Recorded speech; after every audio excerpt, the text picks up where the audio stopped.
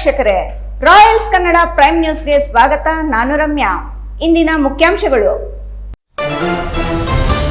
ರಾಷ್ಟ್ರೀಯ ಹೆದ್ದಾರಿಯಲ್ಲಿ techie lady ಅಡ್ಡಾದಿಡ್ಡಿ bike riding ಪ್ರಶ್ನೆ ಮಾಡಿದ ಯುವಕರ ಮೇಲೆ ಚಾಕುವಿನಿಂದ ಇರಿದು ಹಲ್ಲೆ. ಚಿಕ್ಕಬಳ್ಳಾಪುರ ಹೊರವಲಯದ ವಾಪಸಂದ್ರ ಸೇತುವೆ ಬಳಿ ಘಟನೆ. ಕುಡಿದ ಅಮಲಿನಲ್ಲಿ ಪತ್ನಿಯನ್ನೇ ಕೊಂದ ಪಾಪಿ ಗಂಡ. ಗೌರಿಬಿದನೂರು ತಾಲೂಕಿನ ಹುದುಗೂರಿನಲ್ಲಿ ಘಟನೆ. ಪತ್ನಿಯನ್ನು ಕೊಂದು ಬಿದ್ದಿರುವುದಾಗಿ ಕತೆ ಕಟ್ಟಿದ ಆಸಾಮಿ. ದಲಿತ ಕಾಲೋನಿಗಳೆಂದ್ರೆ ಅಧಿಕಾರಿಗಳಿಗೆ ಜನಪ್ರತಿನಿಧಿಗಳಿಗೆ ನಿರ್ಲಕ್ಷ್ಯ. ದಲಿತ ಕಾಲೋನಿಗೆ ಮೂಲ ಸೌಕರ್ಯ ಒದಗಿಸುವಲ್ಲಿ ಹಾಡೋನಹಳ್ಳಿ ಗ್ರಾಮ ಪಂಚಾಯಿತಿ ವಿಫಲ. ಗ್ರಾಮಸ್ಥರಿಂದ ಪ್ರತಿಭಟನೆ. ವಾರ್ತೆಗಳ ವಿವರ. ಅವಳು ಯಾವುದೋ ಖಾಸಗಿ ಸಾಫ್ಟ್ವೇರ್ ಕಂಪನಿಯಲ್ಲಿ ಕೆಲಸ ಮಾಡಿಕೊಂಡಿದ್ದ ಟೆಕ್ಕಿ ಲೇಡಿ. ಅದ್ಯಾಕೆ ಹೆದ್ದಾರಿಗೆ ಬಂದವಳೋ ಗೊತ್ತಿಲ್ಲ. ಬಂದವಳು ನೆಟ್ಟಿಗೆ ರಸ್ತೆಯಲ್ಲಿ ಬೈಕ್ ಓಡಿಸಿಕೊಂಡು ಹೋಗಿದ್ದರೆ ಯಾರಿಗೂ ಏನು ಸಮಸ್ಯೆ ಇರಲಿಲ್ಲ. ಮನಬಂದಂತೆ ಅಡ್ಡಾದಿಡ್ಡಿಯಾಗಿ ರಸ್ತೆಯಲ್ಲಿ ಬೈಕ್ ಓಡಿಸಿದ್ದಾಳೆ. ಇದನ್ನು ಕಂಡ ಯುವಕರಿಬ್ಬರು ಪ್ರಶ್ನೆ ಮಾಡಿದ್ದಾರೆ. ತಪ್ಪಾಯ್ತು ಅಂತ ಅವರ ಮೇಲೆ ಚಾಕುವಿನಿಂದ ದಾಳಿ ಮಾಡಿದ್ದಾಳೆ. ಹಾಗಾದರೆ ಮುಂದೆ ಏನಾಯ್ತು ಈ ಸ್ಟೋರಿ ನೋಡಿ.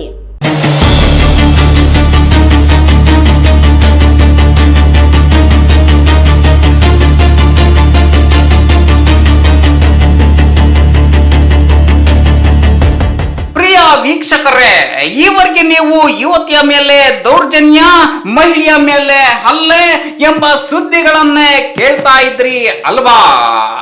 ಇದು ಇಂಟ್ರೆಸ್ಟಿಂಗ್ ಸುದ್ದಿ ಕಣ್ರಿ. ಏನು ಅಂತೀರಾ? ಯುವತಿಯ ಚಾಕುವಿನಿಂದ ಯುವಕರಿಬ್ಬರ ಮೇಲೆ ದಾಳಿ ಮಾಡಿದ್ದಾಳೆ. ಅದು ನಡು ರಸ್ತೆಯಲ್ಲೇ, ಸಿಸಿ ಕ್ಯಾಮೆರಾ ಕಣ್ಗಾವಲಿನಲ್ಲೇ ಯುವಕರ ಮೇಲೆ ಚಾಕುವಿನಿಂದ ದಾಳಿ ನಡೆಸಲಾಗಿದ್ದು, ಹೆದ್ದಾರಿಯಲ್ಲಿ ಇರಿಯಲು ಅವಳಿಗೆ ಚಾಕು ಎಲ್ಲಿಂದ ಬಂತು? ಅಡ್ಡಾದಿಡ್ಡಿ ವಾಹನ ಚಲಾವಣೆ ಮಾಡೋದೇ ತಪ್ಪ ಎಂಬತ್ಯಾದಿ ಪ್ರಶ್ನೆಗಳಿಗೆ ಪೊಲೀಸರು ವಿಚಾರಣೆಯಿಂದ ಉತ್ತರಗಳನ್ನ ಕಂಡುಕೊಳ್ಬೇಕಿದೆ.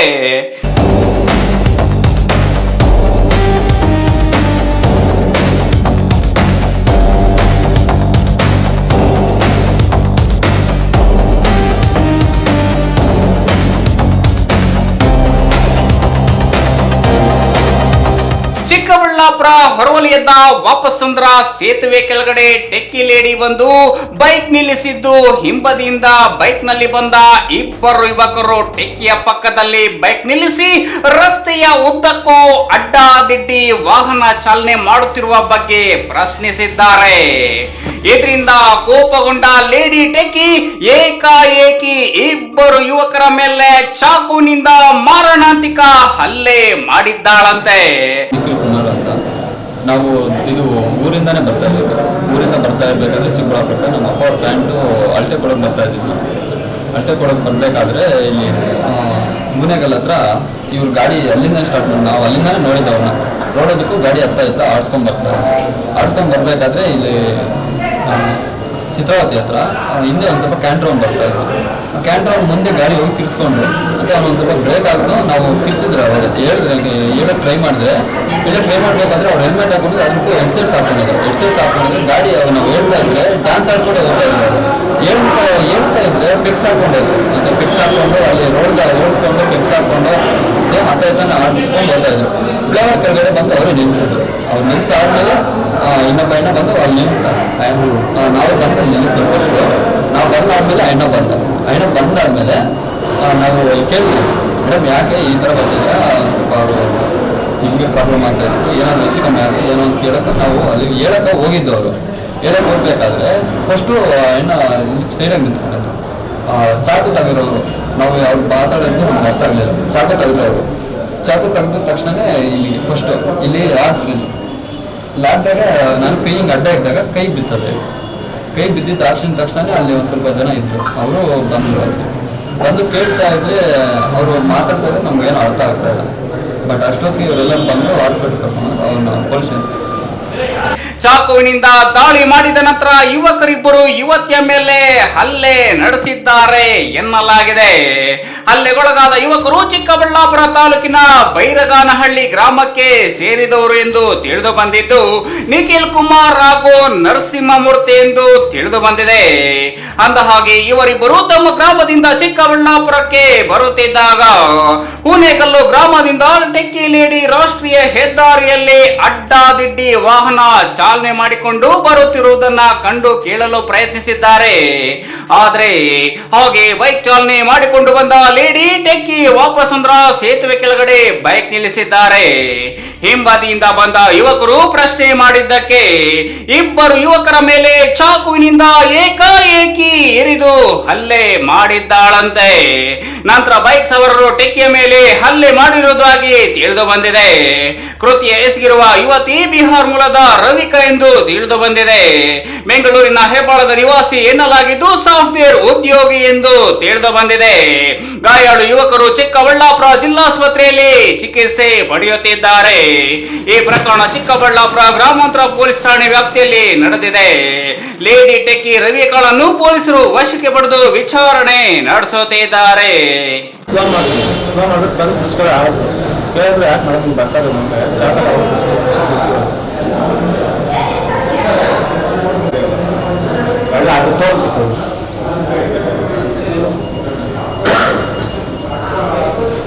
ಮರಸನಹಳ್ಳಿ ನಾರಾಯಣ ಸ್ವಾಮಿ, ರಾಯಲ್ಸ್ ಕನ್ನಡ, ಚಿಕ್ಕಬಳ್ಳಾಪುರ. ಕುಡಿತಕ್ಕೆ ದಾಸನಾಗಿದ್ದ ಲಾರಿ ಚಾಲಕನೊಬ್ಬ ಕುಡಿದ ಅಮಲಿನಲ್ಲಿ ಪತ್ನಿಯನ್ನು ಕೊಂದಿರುವ ದಾರುಣ ಘಟನೆ ಗೌರಿಬಿದನೂರು ತಾಲೂಕಿನಲ್ಲಿ ನಡೆದಿದೆ. ಹಾಗಾದರೆ ಏನಾಯ್ತು ನೋಡೋಣ ಬನ್ನಿ.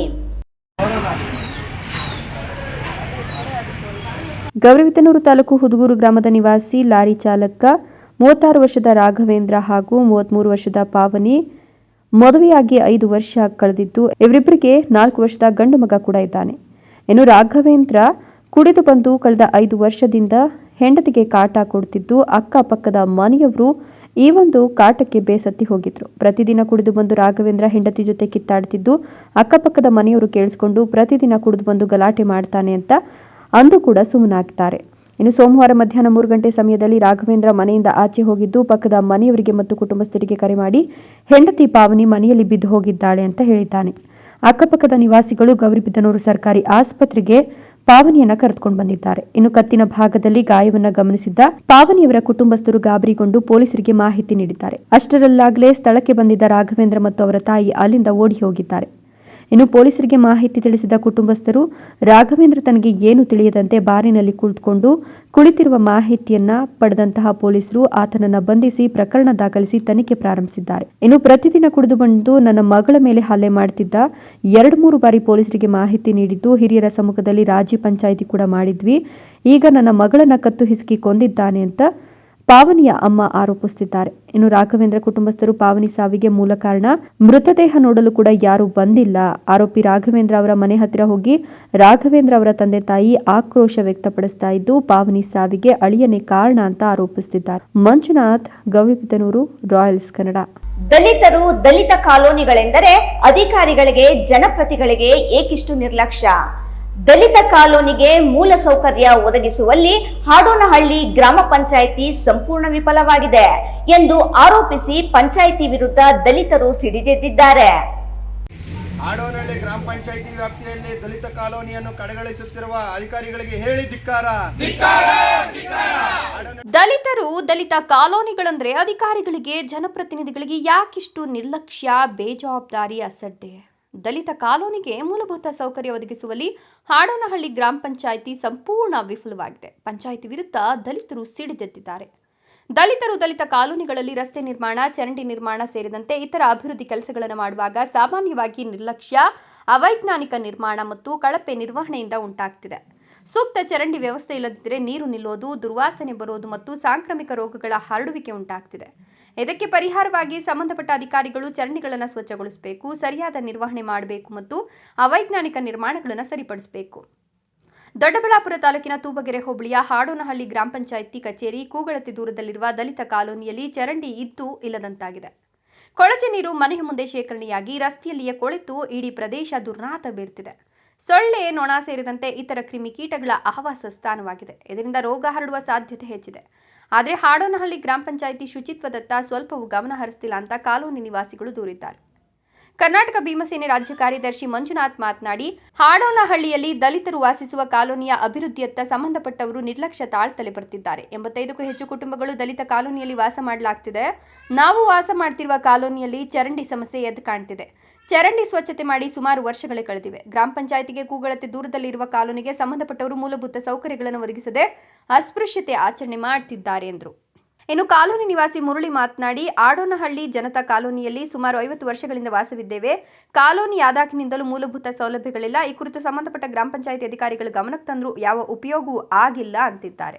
ಎಲ್ಲರಿಗೂ ನಮಸ್ತೆ. ಮೊದಲನೇದಾಗಿ ಮಾಧ್ಯಮ ಮಿತ್ರರಿಗೆ ನಮಸ್ಕರಿಸುತ್ತಾ, ಇವತ್ತೇನು ಈ ಮಾಧ್ಯಮದ ಮುಖಾಂತರ ತಿಳಿಯಪಡಿಸಕ್ಕೆ ಹೋಗ್ತಾ ಇದೀವಿ ಅಂತಂದ್ರೆ, ಬೆಂಗಳೂರು ಗ್ರಾಮಾಂತರ ಜಿಲ್ಲೆ ದೊಡ್ಡಬಳ್ಳಾಪುರ ತಾಲೂಕು ತೂಪ್ಗೆರೆ ಹೋಬಳಿ ಗ್ರಾಮ ಪಂಚಾಯಿತಿ ವ್ಯಾಪ್ತಿಗೆ ಸೇರಿರ್ತಕ್ಕಂತಹ ನಮ್ಮ SC ಕಾಲೋನಿಯಲ್ಲಿ ಚರಂಡಿಗಳ ವ್ಯವಸ್ಥೆ ತುಂಬಾ ಹದಗೆಟ್ಟಿದೆ.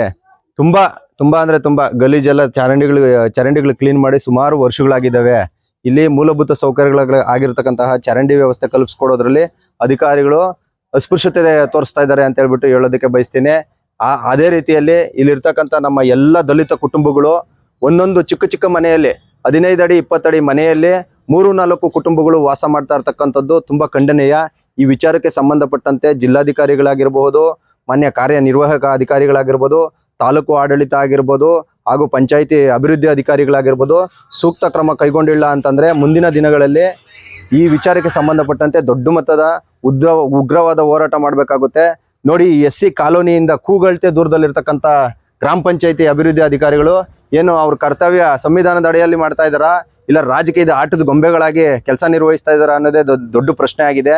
ದಯವಿಟ್ಟು ಈ ಚರಂಡಿಗಳ ವ್ಯವಸ್ಥೆ ಅತಿ ಶೀಘ್ರದಲ್ಲಿ ಪರಿಹರಿಸಿ ಸಾರ್ವಜನಿಕರು ಶಾಂತಿಯಿಂದ ಬದುಕೋದಕ್ಕೆ ಒಂದು ಅವಕಾಶ ಮಾಡಿಕೊಡ್ಬೇಕು ಅಂತ ಹೇಳ್ಬಿಟ್ಟು ಈ ಮುಖಾಂತರ ನಾನು ಮನವಿ ಮಾಡ್ತಾ ಇದ್ದೀನಿ. ಇನ್ನು ರಾಜಕೀಯ ವ್ಯಕ್ತಿಗಳ ಒತ್ತಡಕ್ಕೆ ಮಣಿದು PAOಗಳು ಕೆಲಸವನ್ನ ಮಾಡ್ತಾರೆ ಹೊರತು ನಮಗೆ ಮೂಲಭೂತ ಸವಲತ್ತುಗಳನ್ನು ಒದಗಿಸದೇ ಇದ್ದಲ್ಲಿ ಮುಂಬರುವ ತಾಲೂಕು ಪಂಚಾಯಿತಿ, ಜಿಲ್ಲಾ ಪಂಚಾಯಿತಿ ಸೇರಿದಂತೆ ಎಲ್ಲ ಚುನಾವಣೆಗಳನ್ನು ಬಹಿಷ್ಕಾರ ಮಾಡ್ತೇವೆ ಅಂತ ಹೇಳಿದ್ರು. ಇನ್ನು ಮೂಲಭೂತ ಸೌಕರ್ಯಗಳನ್ನು ಒದಗಿಸಬೇಕು, ಇಲ್ಲದಿದ್ದರೆ ಉಗ್ರ ಹೋರಾಟ ಮಾಡಲಾಗುವುದು ಅನ್ನೋ ಎಚ್ಚರಿಕೆಯನ್ನು ಕೂಡ ಕೊಟ್ಟಿದ್ದಾರೆ. ಕಾಲೋನಿ ನಿವಾಸಿ ಲಲಿತಾ ಮಾತನಾಡಿ, ನಮ್ಮ ಕಾಲೋನಿಯಲ್ಲಿ ಮೋರಿ, ಚರಂಡಿ, ವಿದ್ಯುತ್ ದೀಪ ಸೇರಿದಂತೆ ಮೂಲಭೂತ ಸೌಕರ್ಯಗಳು ಇಲ್ಲ. ಶೌಚಾಲಯಗಳು ಕೂಡ ಇಲ್ಲ. 10 ಅಡಿ ಜಾಗದಲ್ಲಿ ಮನೆಗಳಿವೆ. ಮನೆಗಳಲ್ಲಿ 3 ಜನ ಮೇಲೆ ವಾಸ ಮಾಡೋದಕ್ಕೆ ಆಗೋದಿಲ್ಲ. ಒಟ್ಟು ಕುಟುಂಬದಲ್ಲಿ ಮನೆಯಲ್ಲಿ ಜಾಗ ಇಲ್ಲದ ಕಾರಣ ವಿಧಿ ಇಲ್ಲದೆ ಬೇರೆ ಕಡೆಗೆ ಬಾಡಿಗೆ ಮನೆ ಮಾಡಿಕೊಂಡು ವಾಸ ಮಾಡುವ ಪರಿಸ್ಥಿತಿ ನಿರ್ಮಾಣವಾಗಿದೆ ಅಂತ ತಮ್ಮ ಅಳಲನ್ನು ತೋಡ್ಕೊಂಡಿದ್ದಾರೆ. ದಲಿತರನ್ನು ಕಡೆಗಣಿಸುತ್ತಿರುವ ರಾಜಕೀಯ ವ್ಯಕ್ತಿಗಳಿಗೆ ಹೇಳಿ ಧಿಕ್ಕಾರ. ಬೇಕೇ ಬೇಕು ದಲಿತರಿಗೆ ಮೂಲಭೂತ ಒದಗಿಸದ ಅಧಿಕಾರಿಗಳಿಗೆ ಹೇಳಿ ಧಿಕ್ಕಾರ. ಇದೀಗ ಸಣ್ಣದೊಂದು ವಿರಾಮದ ನಂತರ ರಾಯಲ್ಸ್ ಕನ್ನಡ ಪ್ರೈಮ್ ನ್ಯೂಸ್ ಮುಂದುವರಿಯುತ್ತದೆ. ಸೌತ್ ಇಂಡಿಯನ್ ಟೆಲಿಶಾಪಿ ಪ್ರಸ್ತುತಪಡಿಸುತ್ತಿರುವ ಕ್ವಿಟ್ ಅಡಿಕ್ಷನ್ ಇದೊಂದು ಆಯುರ್ವೇದದ ಉತ್ಪನ್ನ. ಸಂಪೂರ್ಣವಾಗಿ ಗಿಡಮೂಲಿಕೆಗಳಿಂದ ತಯಾರಿಸಲ್ಪಟ್ಟಿದೆ. 100% ಸುರಕ್ಷಿತ. ಅಡ್ಡ ಪರಿಣಾಮಗಳಿಲ್ಲ. ಒಂದೇ ಪ್ಯಾಕ್ ನಲ್ಲಿ 3 ಬಾಟಲ್ಗಳು. ಪ್ರತಿ ಬಾಟಲ್ ನಲ್ಲಿ 60 ಗ್ರಾಂ ಪೌಡರ್. ಧೂಮಪಾನ, ಮದ್ಯಪಾನ, ತಂಬಾಕು ಅಥವಾ ಗುಟ್ಕಾ ಸೇವನೆ ಕೇವಲ 10 ರಿಂದ 15 ದಿನದೊಳಗೆ ಖಚಿತವಾಗಿ ಪರಿಹಾರ ನೀಡುತ್ತೆ. ಇಲ್ಲ ಅಂತ ಹೇಳಿದ್ರೆ ನೀವು ಕೊಟ್ಟ ಹಣ ನಿಮಗೆ ವಾಪಸ್. Money back guarantee within 15 days. ವೀಕ್ಷಕರೇ, ಪ್ರಸ್ತುತ ಮಾರುಕಟ್ಟೆಯಲ್ಲಿ ಇದರ ಬೆಲೆ 2,990 ರೂಪಾಯಿಗಳು. ಆದರೆ ಇದೀಗ ನಿಮಗೋಸ್ಕರ ವಿಶೇಷ ರಿಯಾಯಿತಿ ದರದಲ್ಲಿ ಕೇವಲ 1,990 ರೂಪಾಯಿಗಳಲ್ಲಿ ಮಾತ್ರ. ಕ್ವಿಕ್ ಅಡಿಕ್ಷನ್ ಪೌಡರ್ಗೆ ಆರ್ಡರ್ ಮಾಡಿ. ಕುಡಿತದ ಚಟದಿಂದ ಹೊರಬರಬೇಕೆ? ಕ್ವಿಟ್ ಅಡಿಕ್ಷನ್ ಪೌಡರ್ನ ಬಳಸಿ. ಧೂಮಪಾನದಿಂದ ಮುಕ್ತರಾಗಬೇಕೆ? ಕ್ವಿಟ್ ಅಡಿಕ್ಷನ್ ಪೌಡರ್ನ ಹಿಂದೆ ಬಳಸಿ. ತಂಬಾಕು ಅಥವಾ ಗುಟ್ಕಾ ಸೇವನೆಯಿಂದ ದೂರವಿರಬೇಕೆ? ಕ್ವಿಟ್ ಅಡಿಕ್ಷನ್ ಪೌಡರ್ನ ಬಳಸಿ. ವಿರಾಮದ ನಂತರ ರಾಯಲ್ಸ್ ಕನ್ನಡ ಪ್ರೈಮ್ ನ್ಯೂಸ್ಗೆ ಸ್ವಾಗತ. ಚೇಳೂರು ತಾಲೂಕಿನ ಪಾಳ್ಯಕೆರೆ ಶ್ರೀ ವೆಂಕಟರಮಣ ಸ್ವಾಮಿ ದೇವಾಲಯದಲ್ಲಿ ಕಾರ್ತಿಕ ಮಾಸದ ಅಂಗವಾಗಿ ವಿವಿಧ ಧಾರ್ಮಿಕ ಕಾರ್ಯಕ್ರಮಗಳನ್ನು ಆಯೋಜಿಸಲಾಗಿತ್ತು. ಸಹಸ್ರಾರು ಸಂಖ್ಯೆಯಲ್ಲಿ ಭಕ್ತರು ಆಗಮಿಸಿ ಲಕ್ಷ ದೀಪೋತ್ಸವದಲ್ಲಿ ಭಾಗವಹಿಸುವ ಜೊತೆಗೆ ದೇವರ ಕೃಪೆಗೆ ಪಾತ್ರರಾದರು.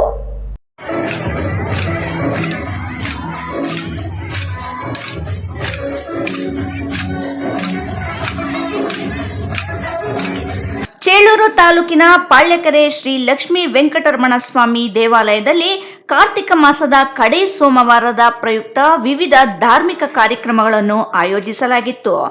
ದೇವಾಲಯದಲ್ಲಿ ಪಂಡರಿ ಭಜನೆ, ಗೆಜ್ಜೆ ಪೂಜೆ, ಲಕ್ಷ ದೀಪಾರಾಧನೆ, ಅಭಿಷೇಕಗಳು, ಪುಷ್ಪಾಲಂಕಾರಗಳು ಸಂಭ್ರಮದಿಂದ ನೆರವೇರಿತು.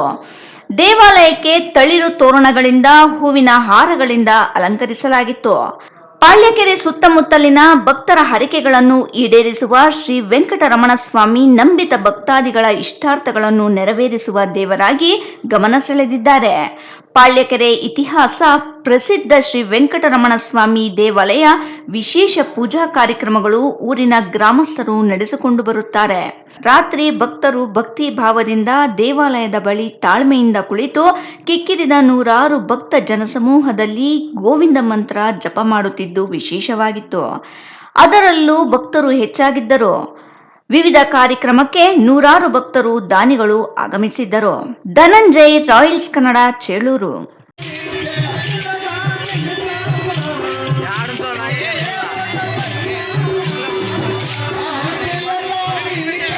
ಕಾರ್ತಿಕ ಮಾಸದ ಕೊನೆಯ ಸೋಮವಾರದ ಅಂಗವಾಗಿ ಗುಡಿಬಂಡೆ ಪಟ್ಟಣದ ವಿವಿಧ ದೇವಾಲಯಗಳಲ್ಲಿ ದೀಪೋತ್ಸವ ಅದ್ದೂರಿಯಾಗಿ ನೆರವೇರಿತು. ಬೆಳಗಿನಿಂದಲೇ ದೇವಾಲಯಗಳು ಬಿಳಗಿರಿ ರಂಗ, ಲಕ್ಷ್ಮೀ ನರಸಿಂಹಸ್ವಾಮಿ ಕಲ್ಯಾಣ ಆವರಣ ಹಾಗೂ ಚಂದ್ರಮೌಳೇಶ್ವರ ದೇವಸ್ಥಾನಗಳು ವಿಶೇಷ ಅಲಂಕಾರದಿಂದ ಕಂಗೊಳಿಸುತ್ತಿದ್ದವು.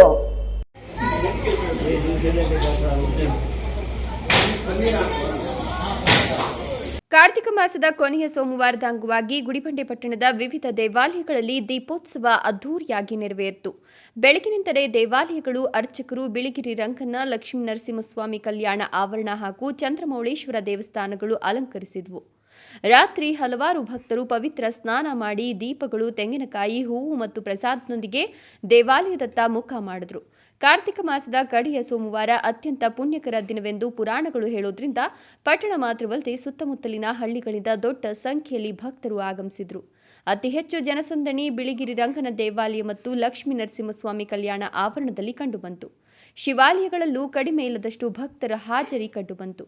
ಕಾರ್ತಿಕ ಸೋಮವಾರದಂದು ಮಲೆಮಹದೇಶ್ವರ ಬೆಟ್ಟದಲ್ಲಿ ಮಹಾಜ್ಯೋತಿ ಬೆಳಗಿಸುವ ಸಂಪ್ರದಾಯ ಇರುವಂತೆ ಅದರ ಪ್ರೇರಣೆಯಿಂದ ಭಕ್ತರು ದೀಪಾರಾಧನೆ ನಡೆಸಿದ್ರು. ಭಕ್ತರ ನಂಬಿಕೆಯ ಪ್ರಕಾರ ಕೊನೆಯ ಕಾರ್ತಿಕ ಸೋಮವಾರ ಮಹಾಜ್ಯೋತಿ ದರ್ಶನ ಮಾಡಿದರೆ ಕಷ್ಟ ಕ್ಲೇಶಗಳು ದೂರವಾಗಿ ಮನಃಶಾಂತಿ ಲಭಿಸುತ್ತದೆ. ಈ ನಂಬಿಕೆಯ ಕಾರಣದಿಂದ ಹಿರಿಯರು, ವೃದ್ಧರು, ಮಹಿಳೆಯರು, ಮಕ್ಕಳು ಎಲ್ಲರೂ ಸೇರಿದ ಹಿನ್ನೆಲೆಯಲ್ಲಿ ಸ್ಥಳದಲ್ಲಿ ಭಕ್ತರ ದೊಡ್ಡ ತೊಡಕು ಕಂಡುಬಂತು. ಪ್ರತಿ ದೇವಾಲಯವನ್ನು ಹೂವು, ದೀಪದ ಬೆಳಕು ಮತ್ತು ಸಾವಿರಾರು ದೀಪಗಳಿಂದ ಅಲಂಕರಿಸಲಾಗಿತ್ತು. ಸಂಜೆ ಹೊತ್ತಿಗೆ ದೇವಾಲಯದ ಸುತ್ತಮುತ್ತ ಬೆಳಗಿದ ಮಣ್ಣಿನ ದೀಪಗಳು ದೀಪಮಾಲೆಯಂತೆ ಹೊಳೆಯುತ್ತೆ. ದೇವಾಲಯದ ಆವರಣ ಕಂಬಗಳ ಮೇಲೆ ಕಲ್ಯಾಣ ಮಂಟಪ, ಪಾದ ತಟ್ಟುವ ಮಾರ್ಗಗಳು ಇವುಗಳೆಲ್ಲವೂ ಸ್ವರ್ಗದಂತೆ ಪ್ರಕಾಶಮಾನವಾಗಿದ್ವು. ಮಹಿಳೆಯರು ತಂಡವಾಗಿ ಸೇರಿ ವಿನ್ಯಾಸಬದ್ಧ ದೀಪ ರಂಗೋಲಿಗಳನ್ನು ಹಾಕಿ ದೀಪಗಳನ್ನು ಹಚ್ಚಿದ್ದು ಎಲ್ಲರ ಗಮನ ಸೆಳೆಯಿತು. ದೇವಾಲಯಗಳಲ್ಲಿ ಸರಿಯಾಗಿ ಪೂಜೆಗಳು, ಲಕ್ಷ್ಮೀ ನರಸಿಂಹಸ್ವಾಮಿ ಮತ್ತು ಶಿವನಿಗೆ ಅಭಿಷೇಕ, ಅಲಂಕಾರ ಮತ್ತು ದೀಪಾರಾಧನೆಗಳು ನೆರವೇರಿದವು. ಸೋಮವಾರದಲ್ಲಿ ಕೊನೆಯ ಸೋಮವಾರದಂದು ಅಲ್ಲಿ ಲಕ್ಷದೀಪೋತ್ಸವ ಲಕ್ಷ್ಮೀನಾರಾಯಣ ಸ್ವಾಮಿ ದೇವಾಲಯದಲ್ಲಿ ಅಲ್ಲಿ ಬೆಳಗ್ಗೆ ಹತ್ರ ವಿಶೇಷವಾಗಿ ದೀಪಗಳೆಲ್ಲ ಹಚ್ತಾರೆ. ಲಕ್ಷದೀಪ ಅಂತ ಅದಕ್ಕೆ ವಿಶೇಷವಾಗಿ ಬಂದಿದೆ. ಹಾಗೂ ಚಂದ್ರಮೌಳೇಶ್ವರ ಸ್ವಾಮಿ ಇಲ್ಲಿ ಪ್ರಮುಖವಾಗಿ ಒಂದು ಗುರುಬಂಡೆಯಲ್ಲಿ ಇತಿಹಾಸದಲ್ಲೇ ಹಳೆಯದಾದ ಚಂದ್ರಮೌಳೇಶ್ವರ ಸ್ವಾಮಿ, ರಾಮೇಶ್ವರ ಸ್ವಾಮಿ, ಸೋಮೇಶ್ವರ ಸ್ವಾಮಿ, ಚಂದ್ರಮೌಳೇಶ್ವರ ಸ್ವಾಮಿ ಅಂತ 4 ದೇವಾಲಯಗಳಿದೆ. ಇಲ್ಲಿ ಚಂದ್ರಮೌಳೇಶ್ವರ ಸ್ವಾಮಿಯಲ್ಲಿ ವಿಶೇಷವಾಗಿ ಕೊನೆಯ ಸೋಮವಾರದಂದು ಲಕ್ಷದೀಪ ಹಾಗೂ ದೇವಸ್ಥಾನದ ಪ್ರತಿ ಮುಂಭಾಗದಲ್ಲಿ ಎಲ್ಲ ದೇವರು ದೀಪಗಳು ಹಚ್ಚಿ ಹಾಗೂ ಬೆಳಗ್ಗೆ ಪಂಚಾಮೃತಾಭಿಷೇಕ ಹಾಗೂ ಅಲಂಕಾರ ವಿಶೇಷವಾಗಿ ನಡೆಯುತ್ತೆ. ಇಲ್ಲಿ ಭಕ್ತಾದಿಗಳು ಸಂಜೆ ಬಂದು ದೇವರನ್ನು ದರ್ಶನ ಮಾಡಿ ವಿಶೇಷವಾಗಿ ಪ್ರಸಾದ ವಿನಿಯೋಗ ಆಗ್ತಾ ಇದೆ. ಭಕ್ತರ ಸಂಖ್ಯೆ ಹೆಚ್ಚಾದಂತೆ ದೇವಾಲಯ ಪ್ರವೇಶಕ್ಕೆ ವಿಶೇಷ ಕ್ಯೂ ವ್ಯವಸ್ಥೆಯನ್ನು ಮಾಡಲಾಗಿತ್ತು. ವೃದ್ಧರು ಸಹ ಕುಟುಂಬ ಸಹಕಾರದೊಂದಿಗೆ ನಡೆದು ಬಂದು ದರ್ಶನ ಪಡೆದರು. ಮಕ್ಕಳ ಉತ್ಸಾಹವು ಗಮನ ಸೆಳೆಯಿತು. ಸಂಜೆ 6 ಗಂಟೆಯ ವೇಳೆ ನಡೆದ ಮಹಾದೀಪಾರಾಧನೆ ದೀಪೋತ್ಸವದ ಪ್ರಮುಖ ಆಕರ್ಷಣೆಯಾಯಿತು. ಶಿವಾಲಯದಿಂದ ವೈಷ್ಣವ ದೇವಸ್ಥಾನದವರೆಗೂ ಎಲ್ಲೆಡೆ ದೀಪಗಳ ಸಾಲು ಹೊಳಿತು. ಗುಡಿಬಂಡೆ ಆಧ್ಯಾತ್ಮಿಕ ಪರಂಪರೆ, ಬೆಳಕಿನ ನಂಬಿಕೆ ಮತ್ತು ಸಮುದಾಯದ ಒಗ್ಗಟ್ಟು ಈ ದೀಪೋತ್ಸವದ ಮೂಲಕ ಮತ್ತೊಮ್ಮೆ ಸ್ಪಷ್ಟವಾಗಿ ಗೋಚರಿಸಿತು. ಮಹೇಶ್, ಗುಡಿಬಂಡೆ, ರಾಯಲ್ಸ್ ಕನ್ನಡ.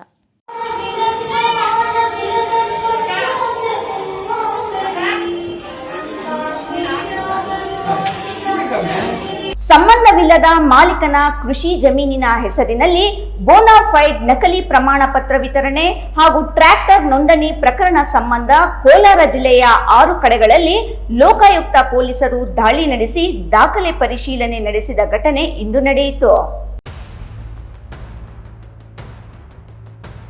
ರಾಜ್ಯದಲ್ಲಿ 6 ಕಡೆ ಲೋಕಾಯುಕ್ತರು ದಾಳಿ ನಡೆಸಿದ್ದಾರೆ. ಸಂಬಂಧವಿಲ್ಲದ ಮಾಲೀಕರ ಕೃಷಿ ಜಮೀನಿನ ಹೆಸರಲ್ಲಿ ಬೋನಾಫೈಡ್ ನಕಲಿ ಪ್ರಮಾಣಪತ್ರ ವಿತರಣೆ ಹಾಗೂ ಟ್ರಾಕ್ಟರ್ ನೋಂದಣಿ ಪ್ರಕರಣ ಸಂಬಂಧ ಕೋಲಾರದಲ್ಲಿ 6 ಕಡೆ ಲೋಕಾಯುಕ್ತರು ದಾಳಿ ನಡೆಸಿದ್ದಾರೆ.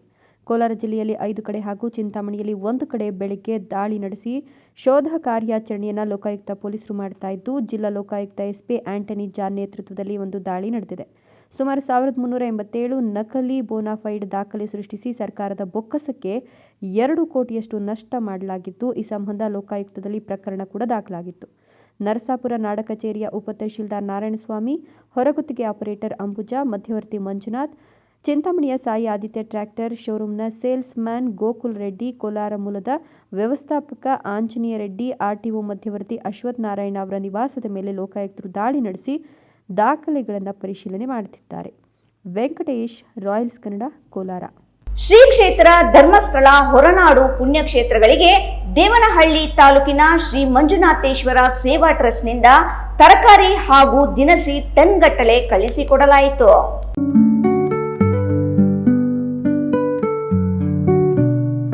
ಶ್ರೀ ಮಂಜುನಾಥ ಸೇವಾ ಟ್ರಸ್ಟ್ ತಾಲೂಕು ಅಧ್ಯಕ್ಷ ನರಸಿಂಹರಾಜು ಮಾತನಾಡಿ, ಸೇವಾ ಟ್ರಸ್ಟ್ ಪ್ರಾರಂಭಿಸಿ 8 ವರ್ಷ ಕಳೆದಿದೆ. ಸುಮಾರು 200ರಿಂದ 250 ಮೂಟೆಗಳಷ್ಟು ಅಕ್ಕಿ ಕಳಿಸಿಕೊಡಲಾಗ್ತಿತ್ತು. ಇದೀಗ ಶ್ರೀ ಮಂಜುನಾಥ ಸ್ವಾಮಿ ಕೃಪೆಯಿಂದ ಸುಮಾರು 25 ಟನ್ಗಳಷ್ಟು ಅಕ್ಕಿ ಕಳಿಸಿಕೊಡಲಾಗ್ತಿದೆ. ಪ್ರತಿ ವರ್ಷದ ಕಾರ್ತಿಕ ಮಾಸದ ಲಕ್ಷ ದೀಪೋತ್ಸವಕ್ಕೆ ಇಲ್ಲಿಂದಲೇ ದಿನಸಿಗಳನ್ನು ಕಳಿಸಿಕೊಡುವ ಕೆಲಸವನ್ನು ಮಾಡಲಾಗ್ತಿದೆ. ಶ್ರೀ ಮಂಜುನಾಥ ಸ್ವಾಮಿ ಭಕ್ತಾದಿಗಳು ತಮ್ಮ ಇಚ್ಛೆಯಂತೆ ದಾನದ ರೂಪದಲ್ಲಿ ನೋಡುತ್ತಿದ್ದಾರೆ. ಪ್ರತಿ ಜನರಿಗೆ ಶ್ರೀ ಮಂಜುನಾಥ ಸ್ವಾಮಿ ಒಳ್ಳೆಯದು ಮಾಡಲಿ ಅಂತ ಶುಭ ಹಾರೈಸಿದ್ರು. ಇದೇ ಸಂದರ್ಭದಲ್ಲಿ ಅಚ್ಚಬೆಲ್ಲ, ತರಕಾರಿ, ಅಕ್ಕಿ ಮೂಟೆಗಳು ಗೂಡ್ಸ್ ವಾಹನಗಳಿಗೆ ತುಂಬಿ ವಿಶ್ವನಾಥಪುರ ಶ್ರೀ ಆಂಜನೇಯ ಸ್ವಾಮಿ ದೇಗುಲದಲ್ಲಿ ಪೂಜೆ ನೆರವೇರಿಸಿ ಕಳಿಸಿಕೊಡುವ ಕಾರ್ಯಕ್ಕೆ ಚಾಲನೆ ನೀಡಲಾಯಿತು. ಈ ಸಂದರ್ಭದಲ್ಲಿ ಶ್ರೀ ಕ್ಷೇತ್ರ ಧರ್ಮಸ್ಥಳ ಗ್ರಾಮಾಭಿವೃದ್ಧಿ ಯೋಜನೆ, ಸೇವಾ ಟ್ರಸ್ಟ್, ಪದಾಧಿಕಾರಿಗಳು ಸೇರಿದಂತೆ ಭಕ್ತಾದಿಗಳು ಹಾಜರಿದ್ದರು. ನಾವು ಈ ಒಂದು ಮಂಜುನಾಥ ಸೇವಾ ಟ್ರಸ್ಟ್ ಅಂತ ನಾವು ಶುರು ಮಾಡಿ 8 ವರ್ಷ ಆಯಿತು. ಒಂದು 150-200 ಮೂಟೆಯಿಂದ ಸ್ಟಾರ್ಟ್ ಆಯಿತು. ಇವತ್ತು 25 ಟನ್ 30 ಟನ್ವರೆಗೂ ಒಂದು ಅಕ್ಕಿ ಒಂದು 30 ಟನ್ ಆಗೋಷ್ಟು ಇವತ್ತು ಸಂಗ್ರಹಣೆ ಆಗ್ತಿದೆ. ನಾವು ಪ್ರತಿ ವರ್ಷದ ಲಕ್ಷ ದೀಪೋತ್ಸವ ಕಾರ್ತಿಕ ಮಾಸಕ್ಕೆ ಈ ಥರ ಜಾಸ್ತಿ ಹೋಗ್ತದೆ. ಸೆಂಟ್ರಲ್ಲಿ ಏನಾದರೂ ಅವಶ್ಯಕತೆ ಇದ್ದಾಗ ನಮಗೆ ಧರ್ಮಸ್ಥಳದಿಂದ ಕರೆ ಬಂದಾಗ ನಾವು ತರಕಾರಿ ಇನ್ನೊಂದು ಮತ್ತೊಂದು ಅದನ್ನು ಅರೇಂಜ್ ಮಾಡ್ಕೊಡ್ತೀವಿ. ಇದೆಲ್ಲರೂ ನಮ್ಮ ಟ್ರಸ್ಟಿನ ಸದಸ್ಯರು ಹಾಗೂ ದಾನಿಗಳು, ಭಕ್ತಾದಿಗಳು ಸಾಕಷ್ಟು ಜನ ಈಗ ಒಂದು ಮೂಟೆ ಏನೋ ಕೊಡಬೇಕು ಅಂತ ಅಂದ್ಕೊಂಡಿರ್ತಾರೆ, ತಗೊಂಡೋಗಿ ಕೊಡೋದಕ್ಕಾಗೋದಿಲ್ಲ. ಅಂಥವರೆಲ್ಲ ಸಾಕಷ್ಟು ಜನ ಇರ್ತಾರೆ. ನಾವು ಈ ಒಂದು ಕಾರ್ಯ ಶುರು ಮಾಡಿದಾಗ ನಮಗೇನೆ ಅವರು ಏನು ಮಾಡ್ತಾರೆ, ದಾನದ ರೂಪದಲ್ಲಿ ಇದೆಲ್ಲ ಬಂದಿರೋಂಥದ್ದು. ಒಂದು ಆ ಭಕ್ತಿ ಮೇಲಿರೋ ಭಕ್ತಿಗೋಸ್ಕರ ಇಷ್ಟೊಂದು ಸಹ ಒಂದು ದಾನಿಗಳ ಸಹಕಾರದಿಂದ ನಾವು ಇಷ್ಟೆಲ್ಲ ಒಂದು 30 ಟನ್ನು ಅಕ್ಕಿ ಆಗಿದೆ, ಒಂದು 2.5-3 ಟನ್ನು ಬೆಲ್ಲ ಆಗಿದೆ, ಸಾಕಷ್ಟು ಒಂದು 3-4 ಟನ್ನು ತರಕಾರಿ ಇವತ್ತು ಕಡಿಮೆ ಹಾಕೊಂಡು ಹೋಗ್ತಾ ಇದ್ದೀವಿ. ಸಾಕಷ್ಟು ತರಕಾರಿ ಬರ್ತದೆ. ಇವತ್ತು ನಮಗೆ ಗಾಡಿಗಳು ಸಾಲ್ತಾ ಇಲ್ಲ ಈ ಹೋಗೋದಕ್ಕೆ. ನಾವು ದೊಡ್ಡ 2 ಕಂಟೈನರ್ ಮಾಡಿದ್ದೀವಿ. ಅದಕ್ಕೋಸ್ಕರ ಈ ಒಂದು ಅಕ್ಕಿ ಬೆಲ್ಲನೇ ಜಾಸ್ತಿ ತೊಗೊಂಡು ಒಂದು 3 ಟನ್ 4 ಟನ್ ಆಗೋಷ್ಟು ಮಾತ್ರ ತರಕಾರಿ ತೊಗೊಂಡು ಹೋಗ್ತಾ ಇದ್ದೀವಿ. ಇವತ್ತು ಈ ಒಂದು ಲೋಡು ಏನಾಗ್ತಿದೆ ಸ್ವಲ್ಪ ಹೆಚ್ಚು ಕಮ್ಮಿ ಇದು 25 ಟನ್ ಇದೆ. ಒಂದು ಸುಮಾರು 18 ಟನ್ನಷ್ಟು ಧರ್ಮಸ್ಥಳಕ್ಕೆ ಹೋಗ್ತಿದೆ, ಒಂದು 5 ಟನ್ನಷ್ಟು ಇದಕ್ಕೂ ಹೊರನಾಡಿಗೂ ಹೋಗ್ತದೆ. ಮತ್ತು ಸ್ವಲ್ಪ ಬೆಲ್ಲ, ಅಕ್ಕಿ, ತರಕಾರಿ ಎಲ್ಲ ಸೌತಡ್ಕ ಮಹಾಗಣಪತಿಗೂ 1-2 ಟನ್ನು ನಾವು ಅದನ್ನು ಇದರ ವಿತರಣೆ ಮಾಡ್ತೀವಿ. ಹೈದರ್ ಸಾಬ್, ರಾಯಲ್ಸ್ ಕನ್ನಡ, ದೇವನಹಳ್ಳಿ.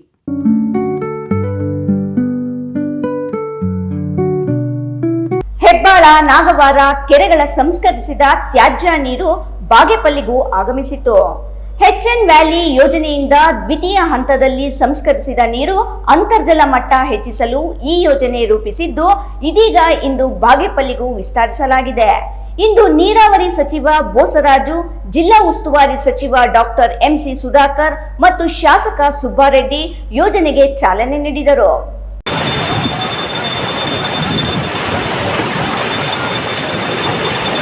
ವ್ಯಾಲಿ ಯೋಜನೆಯಿಂದ ದ್ವಿತೀಯ ಹಂತದಲ್ಲಿ ಸಂಸ್ಕರಿಸಿದ ತ್ಯಾಜ್ಯ ನೀರನ್ನು ಬಾಗೇಪಲ್ಲಿ ತಾಲೂಕಿನ 24 ಕೆರೆಗಳಿಗೆ ಹರಿಸುವ ಯೋಜನೆಗೆ ಬಾಗೇಪಲ್ಲಿ ತಾಲೂಕಿನ ಆಚೇಪಲ್ಲಿ ಕೆರೆ ಆವರಣದಲ್ಲಿಂದು ಚಾಲನೆ ನೀಡಿ ಮಾತನಾಡಿದ ಸಣ್ಣ ನೀರಾವರಿ ಸಚಿವ ಬೋಸರಾಜು, ಚಿಕ್ಕಬಳ್ಳಾಪುರ ಜಿಲ್ಲೆ ಹಾಗೂ ಕೋಲಾರ ಮತ್ತು ಬೆಂಗಳೂರು ಸುತ್ತಮುತ್ತಲಿನ ಜನರಿಗೆ ಅನುಕೂಲವಾಗುವ ನಿಟ್ಟಿನಲ್ಲಿ SM ಕೃಷ್ಣ ಅವರ ಸರ್ಕಾರದಲ್ಲಿ ಸಾಕಷ್ಟು ಪ್ರಯತ್ನ ಮಾಡಿ 5,000 ಕೆರೆಗಳಿಗೆ ನೀರು ತುಂಬಿಸುವ ಕಾರ್ಯಕ್ರಮಕ್ಕೆ ವರ್ಲ್ಡ್ ಬ್ಯಾಂಕ್ನಿಂದ ಸಾಲ ತಂದು ಮಾಡಲಾಗಿತ್ತು ಅಂತ ಹೇಳಿದರು. ಅಂತರ್ಜಲ ಕಾಪಾಡುವುದು ಹಾಗೂ 2013ರಿಂದ 2018ರವರೆಗೂ ಇರುವ ಸರ್ಕಾರ HN ವ್ಯಾಲಿ ಮತ್ತು KC ವ್ಯಾಲಿ ನೀರು ಪ್ರಾರಂಭ ಮಾಡಿ ಇವತ್ತು ಇಡೀ ಏಷ್ಯಾ ಖಂಡದಲ್ಲಿ ಈ ರೀತಿ ಸಿವಿಲೇಜ್ ನೀರನ್ನು ಉಪಯೋಗಿಸಿಕೊಂಡು ಅಂತರ್ಜಲವನ್ನು ಹೆಚ್ಚಿಸಿರೋದು ಮೊದಲು. 21 ಕೆರೆಗಳಿಗೆ ನೀರು 13 ಜಿಲ್ಲೆಗಳಲ್ಲಿ ನೀರು ತುಂಬಿಸುವ ನಿಟ್ಟಿನಲ್ಲಿ ಪ್ರಯತ್ನ ಮಾಡ್ತಿದ್ದೇವೆ ಎಂದರು. ಜಿಲ್ಲಾ ಉಸ್ತುವಾರಿ ಸಚಿವ MC ಸುಧಾಕರ್ ಮಾತನಾಡಿ, ಚಿಕ್ಕಬಳ್ಳಾಪುರ ಜಿಲ್ಲೆಯ ಜನ ಬೆಂಗಳೂರಿಗೆ ಹತ್ತಿರವಾಗ್ತಿದ್ರು. ನಾವೆಲ್ಲ ಮೂಲ ಸೌಕರ್ಯಗಳಿಗೆ ವಂಚಿತ ಜಿಲ್ಲೆಯಾಗಿದೆ. ಶುದ್ಧ ಕುಡಿಯುವ ನೀರು ಲಭ್ಯತೆ ಇಲ್ಲದೆ ಕನಿಷ್ಠ ವ್ಯವಸಾಯ ಮಾಡಿ ಬದುಕು ಕಟ್ಟಿಕೊಳ್ಳುವ ಆಲೋಚನೆ ಮಾಡಿದ್ರೆ ಯಾವುದೇ ಶಾಶ್ವತವಾದ ನದಿ ಮೂಲಗಳು ಇಲ್ಲದೆ ಈ ಭಾಗದ ರೈತರು ಸಂಕಷ್ಟ ಎದುರಿಸುತ್ತಿದ್ದಾರೆ. 28 ಕೆರೆಗಳಿಗೆ ನೀರು ಹರಿಸುತ್ತಿದ್ದೇವೆ. ಈ ನೀರು ಅಂತರ್ಜಲ ಮಟ್ಟವನ್ನು ಹೆಚ್ಚಿಸುವ ನಿಟ್ಟಿನಲ್ಲಿ ಹರಿಸುತ್ತಿದ್ದೇವೆ ಎಂದರು.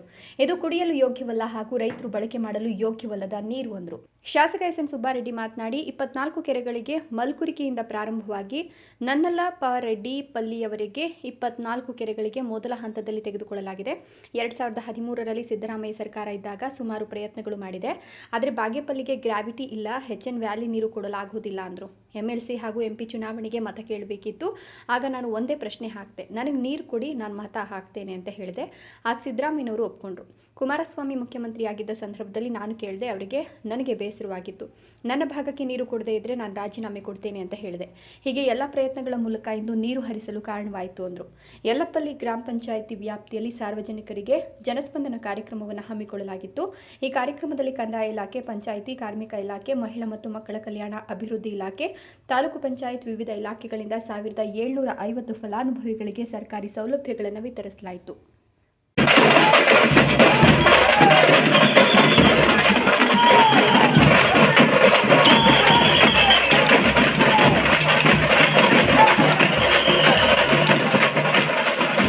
ಈಗ ಮತ್ತೊಮ್ಮೆ ಹೆಡ್ಲೈನ್ಸ್. ರಾಷ್ಟ್ರೀಯ ಹೆದ್ದಾರಿಯಲ್ಲಿ ಟೆಕ್ಕಿ ಲೇಡಿ ಅಡ್ಡಾದಿಡ್ಡಿ ಬೈಕ್ ರೈಡಿಂಗ್ ಪ್ರಶ್ನೆ ಮಾಡಿದ ಯುವಕರ ಮೇಲೆ ಚಾಕುವಿನಿಂದ ಇರಿದು ಹಲ್ಲೆ. ಚಿಕ್ಕಬಳ್ಳಾಪುರ ಹೊರವಲಯದ ವಾಪಸಂದ್ರ ಸೇತುವೆ ಬಳಿ ಘಟನೆ. ಕುಡಿದ ಅಮಲಿನಲ್ಲಿ ಪತ್ನಿಯನ್ನೇ ಕೊಂದ ಪಾಪಿ ಗಂಡ. ಗೌರಿಬಿದನೂರು ತಾಲೂಕಿನ ಹುದುಗೂರಿನಲ್ಲಿ ಘಟನೆ. ಪತ್ನಿಯನ್ನು ಕೊಂದು ಬಿದ್ದಿರುವುದಾಗಿ ಕತೆ ಕಟ್ಟಿದ ಆಸಾಮಿ. ದಲಿತ ಕಾಲೋನಿಗಳೆಂದ್ರೆ ಅಧಿಕಾರಿಗಳಿಗೆ, ಜನಪ್ರತಿನಿಧಿಗಳಿಗೆ ನಿರ್ಲಕ್ಷ್ಯ. ದಲಿತ ಕಾಲೋನಿಗೆ ಮೂಲ ಸೌಕರ್ಯ ಒದಗಿಸುವಲ್ಲಿ ಹಾಡೋನಹಳ್ಳಿ ಗ್ರಾಮ ಪಂಚಾಯಿತಿ ವಿಫಲ. ಗ್ರಾಮಸ್ಥರಿಂದ ಪ್ರತಿಭಟನೆ. ಇಂದಿನ ವಾರ್ತಾ ಪ್ರಸಾರ ಮುಕ್ತಾಯವಾಯಿತು. ನಮಸ್ಕಾರಗಳು.